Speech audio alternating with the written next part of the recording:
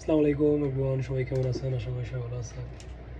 আজকে নিয়ে আসলাম 13-এর টু টোনের সমস্যা।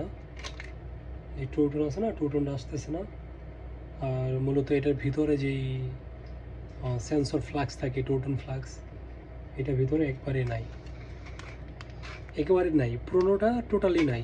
মনে করেন আপনার কাছে একটা কাজ আছে যেটার এয়ার স্পিকার ফ্লাক্সটা ছিঁড়ে গেছে বা গুম হয়ে গেছে, মানে এটা খুঁজে পাইতেছেন এটা কই আছে। তো ওই ক্ষেত্রে টু টোন কীভাবে বানাবেন সেই প্রসেসটাই দেখাবো আজকে। এই যেটা হলো জেসির sensor flux, two tone sensor flux.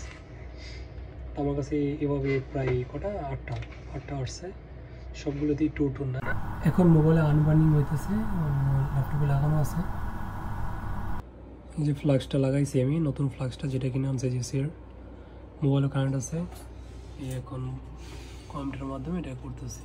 এটা মোবাইলটা আনবাইন্ডিং হয়ে গেছে, এখন শুধু টু টোনটা রাইট করবো। এই দেখেন সবগুলি করে দিছি। হোয়াটসঅ্যাপ প্রায় 8টা ছিল, আলহামদুলিল্লাহ সবগুলো হয়ে গেছে। আর আপনাদের মোবাইলে কোনো প্রবলেম হলে আমার উপরে দেওয়া হোয়াটসঅ্যাপ নাম্বারে যোগাযোগ করেন, ইনশাল্লাহ যে কোনো সমস্যার সমাধান পাবেন।